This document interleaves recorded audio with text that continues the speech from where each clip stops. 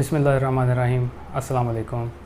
आप देख रहे हैं kidney gossips for kidney health और मैं हूं आपका मेज़बान डॉक्टर मोहम्मद मोहसिन रियाज़। इससे पहले कि हम आज के मौजू की तरफ बढ़ें, आप हमारा चैनल सब्सक्राइब करें और बेल आइकॉन पर ज़रूर क्लिक कर दें ताकि हर आने वाली वीडियो आपको वक्त पर मिलती रहे और आप बेहतर तरीके से अपना और अपने इर्द गिर्द के लोगों की सेहत का ख्याल रख सकें।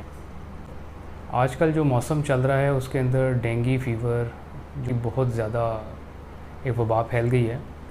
तो आमतौर पे तो सिर्फ यही समझा जाता है कि डेंगू जो है एक बुखार है जो एक वायरस से होता है, जिसमें 3-4 किस्म के वायरस हैं जो एक मच्छर के ज़रिए जिस्म में दाखिल होते हैं और उस वायरस की वजह से बुखार शुरू हो जाता है। डेंगू की जो इब्तदाई अलामात हैं वो तकरीबन अब हर आदमी को पता है, क्योंकि पिछले कई सालों से हम इस मुहलिक मर्ज़ से नबज़ आज़माएँ। अब इसमें बेसिकली कुछ टाइम लगता है जिसमें वायरस दाखिल होता है और 4 से 7 दिन के बाद इसमें जिसमें अलामात आना शुरू होती हैं। जो इब्तदाई अलामात हैं वो तो सिर्फ़ वही हैं, बुखार है, फ्लू की तरह के सिम्टम्स आना शुरू हो जाते हैं। और इसमें जो है ख़ास किस्म की जो ख़ास इसकी अलामत है वो ये है कि इसमें शदीद दर्द और इतना शदीद दर्द कि जैसे हड्डियाँ चढ़क रही हों, तो इस तरह की दर्द होती है। लेकिन अब आप सोच रहे होंगे कि मैं इस टॉपिक को क्यों आज डिस्कस कर रहा हूँ। इसकी बहुत बड़ी वजह ये है कि जो डेंगू है वो किडनी पे भी इफ़ेक्ट करता है।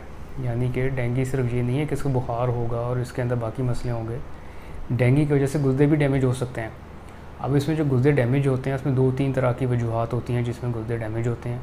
अब ये समझ लें कि कुछ ऐसे मरीज़ जो हाई रिस्क हैं, जिनमें डेंगू के बाद गुर्दों का मर्ज़ होने का बहुत ज़्यादा चांसेस हैं, तो वो लोग हैं जिनकी उम्र कुछ ज़्यादा है, यानी हमारे जो बुज़ुर्ग हैं, और ख़ास तौर पे उनमें भी वो जिनमें मुख्तलिफ़ किस्म की बीमारियां साथ पाई जाती हैं, जैसे शुगर है, ब्लड प्रेशर के मर्ज़ में मुब्तला हैं या दिल का मर्ज़ में मुब्तला हैं, जिनकी क़ुव्वत मुदाफ़ियत पहले ही कम है। वो सब ऐसे लोग हैं जिनमें अगर खुदा न खास्ता डेंगू हो जाए तो उसमें गुर्दे का मर्ज़ बहुत जल्दी होने का ख़तरा होता है। फिर इसमें वो लोग भी शामिल हैं जो इब्तदाई अलामात आने के बाद हस्पताल पहुँचने में देर कर देते हैं और घरेलू टोटकों के ऊपर अपनी इलाज करने की कोशिश करते रहते हैं। तो उसमें होता ये कि जब वो अस्पताल में पहुंचते हैं तो उस टाइम तक वायरस जिस्म में इस कदर फैल चुका होता है कि उसको रोकना और उसको बेहतर करना मुमकिन नहीं रहता। अब डेंगू के 3-4 फेजेज़ हैं जो उसके अंदर हमें देखने को मिलते हैं। डेंगू बुखार में एक तो सिंपल बुखार हुआ, बुखार होना शुरू हो गया और उसके बाद जो खून के खुलिये कम हो गए या प्लेटलेट्स कम हो गए और आहिस्ता आहिस्ता वो ठीक हो जाता है। अगर खुदा न खास्ता कि इससे आगे बढ़े तो इसको हम कहते हैं डेंगू हेमरेजिक फ़ीवर, या इसको हम लीक सिंड्रोम कहते हैं, कि इसके अंदर जो खून की शरीयानें हैं उसके अंदर से पानी जिस्म के कुछ हिस्सों में दाखिल होना शुरू हो जाता है, जैसे पेट के अंदर, और इसको हम इसके खून के खुलिये टूटना शुरू हो जाते हैं। प्लेटलेट्स पहले इनमें कम हो रहे होते हैं।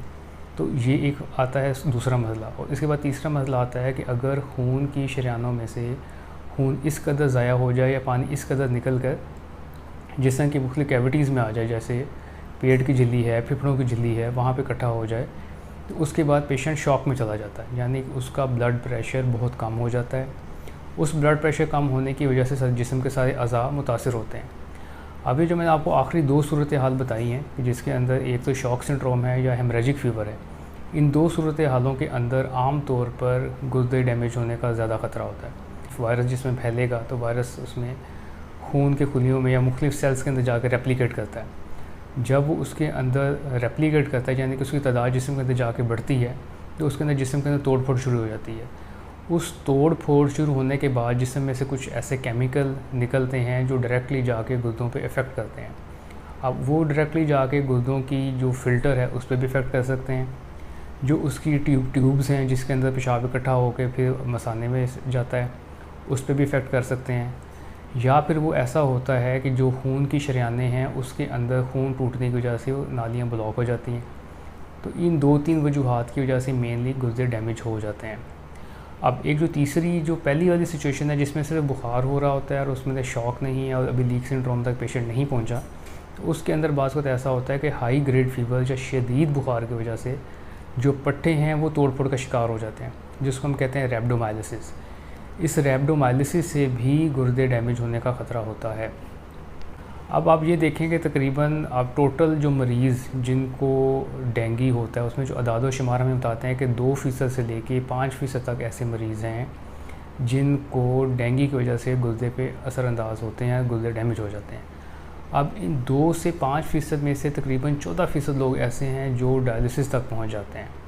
और ये सारे मरीज़ वो हमने देखे हैं या जो अदाद व शुमार हमें बताते हैं कि जो आईसीयू में दाखिल हुए हैं, यानी कि उनकी तबीयत इतनी ख़राब हो गई कि उनको आईसीयू में दाखिल करना पड़ा डेंगू की कम्प्लिकेशंस की वजह से, डेंगू के बुखार की वजह से, उसके मर्ज़ को कंट्रोल करने के लिए। अब इसमें सारा जो लुबे लुबाब इस सारी आज की गुफ्तगू का ये है कि इसमें जो बेहतरीन तरीका है कि वो एहतियात की जाए। आप डेंगू के मर्ज़ से ख़ुद भी बचें, अपने घर वालों को भी बचाएं, अपने अज़ीज़ व अक़ारब को भी बचाएं। वो सारे हिफाजती इक़दाम इख्तियार करें जो हुकूमत हमें साल हर साल बरसा बरसे बताती आ रही है, क्योंकि ये जो मच्छर है जिसके ज़रिए से डेंगू बुखार फैलता है वो साफ़ पानी के ऊपर इकट्ठा होता है। तो आपने इर्द गिर्द ख्याल रखें कि गमलों में, बाकी आपके जो पानी के कूलर हैं, जो आपके घर के आसपास जो खाली जगह हैं वहाँ पे पानी इकट्ठा ना हो, वहाँ पे इस मच्छर की निगहदाश्त ना हो। अगर हम मच्छर को रोकेंगे तो हम डेंगू बुखार को रोक सकते हैं और हम इसकी सारी कम्प्लिकेशंस और परेशानियों से बखूबी बच सकते हैं। उम्मीद है कि आपको हमारी आज की वीडियो पसंद आई होगी। अगर आप इस मौजू के मुतालिक मज़ीद कुछ जानना चाहें तो कमेंट सेक्शन में ज़रूर बताएं और अपनी राय का इज़हार करें।